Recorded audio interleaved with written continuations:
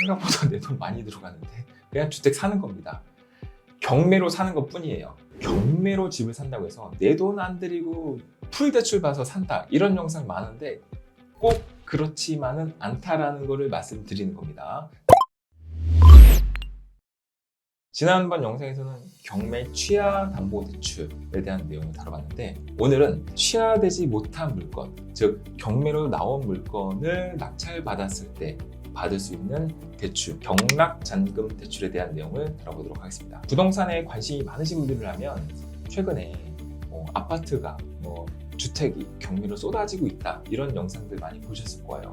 저 또한 그런 영상을 지금 보고 있는데 이게 어떻게 보면은 연체가 돼서 그런 부실 채권들이 경매로 나온 거 아닙니까? 그러면 이거를 싸게 낙찰받아서 잔금을 치러서 내 집으로 취득을 해야 되겠죠. 그때 받는 대출입니다. 즉 경매를 통해서 낙찰받았을 때 받을 수 있는 대출, 이걸 우리가 경락잔금 대출이라고 하는데 이거에 대한 내용을 간단하게 다뤄보도록 하겠습니다.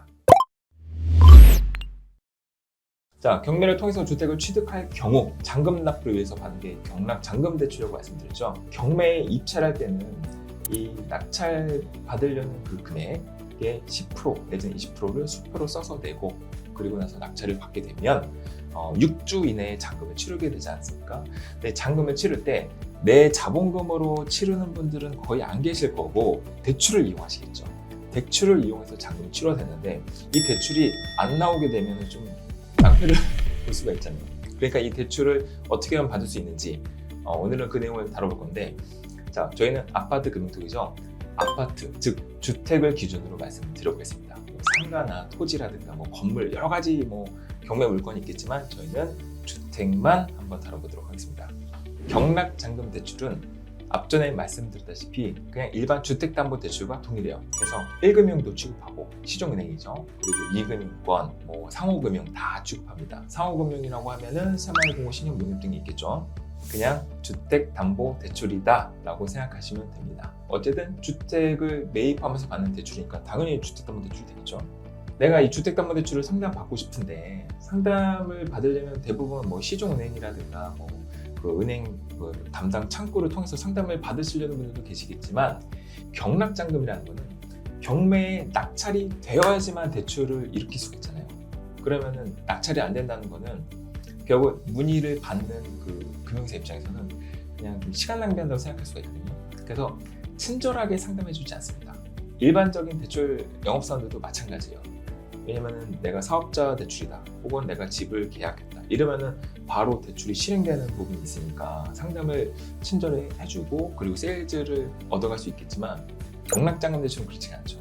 왜냐면 낙찰받을 수 있는 사람에게만 대출이 일어나기 때문에 안 되는 경우가 너무 많아요. 힘만 빠지고 대출 상담도 안 되기 때문에 그걸 친절하게 해주는 사람이 거의 없습니다. 그래서 이거를 좀 전문적으로 상담해 줄 수 있는 사람을 찾아서 상담을 받아야 되는데 법원 앞에 가면 그렇게 명함 나누신 분 계실 거예요. 그러면 이제 거기에 농협이나 신협, 새마을금고, 시중은행도 있을 거고요.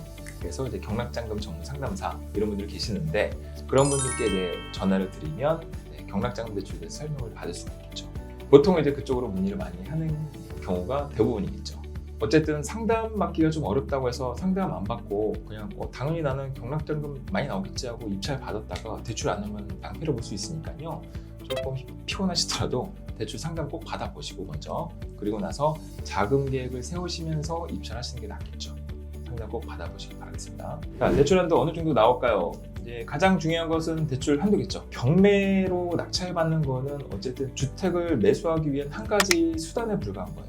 내가 분양을 받아서 주택을 내가 취득한다든가 아니면은 일반적으로 이제 공인중개사를 통해서 일반 매매로 주택을 이제 취득한다든가 아니면 이제 경매 물건으로 나온 것을 낙찰 받아서 취득한다든가 어쨌든 다 주택을 취득하기 위한 한 가지 수단에 불과한 거기 때문에 이 경락잔금 대출이라고 해서 많이 나온다 이렇게 생각하시면 안 됩니다.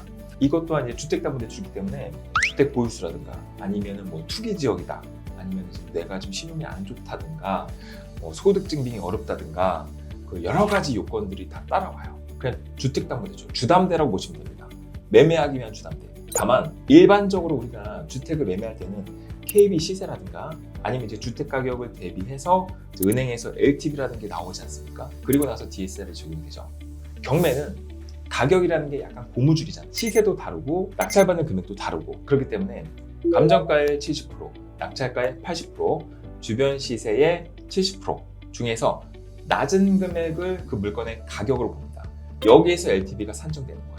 일반 매매의 가격 산정과 좀 다르죠.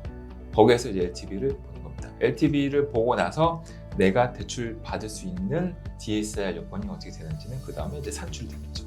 그리고 나서 이제 잔금 대출이 나오는 겁니다. 이해되시겠죠?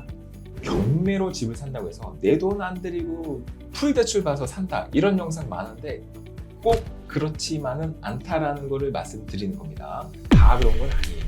물론 그런 물건도 있을 수 있겠죠. 근데 실제로는 생각보다 내 돈 많이 들어가는데 그냥 주택 사는 겁니다. 경매로 사는 것 뿐이에요. 물론 저도 이제 경매에 이제 관심을 갖고 이제 시작을 하고 있는데 경매 관련된 유튜브 보면은 좀 자극적인 영상 많죠. 90% 대출 나왔다, 95% 대출 나왔다, 내 돈 거의 안 들어간다 이런 영상 많이 나오는데 이거 다 홍보 영상일 수도 있기 때문에 너무 성공 사례만 보고 경매에 입찰하기보다는 안 되는 경우도 많거든요. 그리고 경락자금 대출 안 돼서 낭패 보시는 분들도 계십니다. 그러니까는 그런 것들을 좀 다 보고 그리고 나서 접근하시는 게 좋을 것 같아요. 물론 이제 내 돈 크게 안 들이고 주택을 조금 더 상대적으로 저렴한 가격에 매수할 수 있으면 좋겠지만 뭐 다 그렇게 되는 것만 아니니까 한번 좀 꼼꼼히 따져보시고 그리고 이제 경락자금 대출을 알아보시는 게 좋을 것 같습니다. 물론 이제 상가나 토지, 지분 물건에 뭐 정말 특수한 물건 같은 경우는 예외가 좀 많이 있겠지만 어쨌든 제가 지금 말씀드린 건 아파트, 특히 이제 주택을 담보로 하는 대출이기 때문에 그냥 주담대라고 보시면 됩니다. 주담대인데 다만 경매로 사는 거고 경매로 샀을 때 가격이 이렇게 형성이 된다. 그래서 LTV는 이 정도 나온다. 이렇게 보시면 될 것 같아요. 요즘 경매 물건이 많이 쏟아지고 있죠. 이게 누군가에게는 기회가 될 수 있지만 누군가에게는 이제 부실채권이기 때문에 연체가 됐다는 얘기가 되는 거죠. 그만큼 지금 경기가 많이 안 좋습니다. 시장 분위기도 좋지 않고요. 근데 이제 어쨌든 대출이란 거를 우리가 알아보고 그리고 이제 대출을 받으시려고 하겠지만 그 대출을 꼭 받는다고 해서 다 잘 풀리거나 다 성공할 수 있는 건 아닙니다. 레버리지를 일으키는 것도 좋지만 리스크도 항상 동반된다. 그걸 꼭 유념하시면 좋을 것 같습니다. 그래서 지금 같은 좀 불안, 안 좋은 시기에는 대출을 받는 것도 한 번 더 생각해 보시고 그리고 정말 꼭 필요하시다면 상담을 통해서 충분히 확인하신 다음에 대출 이용하시면 좋을 것 같습니다. 그래야 건강한 금융생활을 이용할 수 있지 않을까 그렇게 생각이 듭니다. 저희 아파트 금융톡에서는요 아파트 담보대출 관련해서 상담이 필요하신 분들은 하단 링크를 통해서 상담 문의 신청해 주시면 저희가 성심성의껏 도와드리도록 하겠습니다. 언제나 건강한 금융생활 이어가시고요 아파트 금융톡 많은 관심과 성원 부탁드리겠습니다. 감사합니다.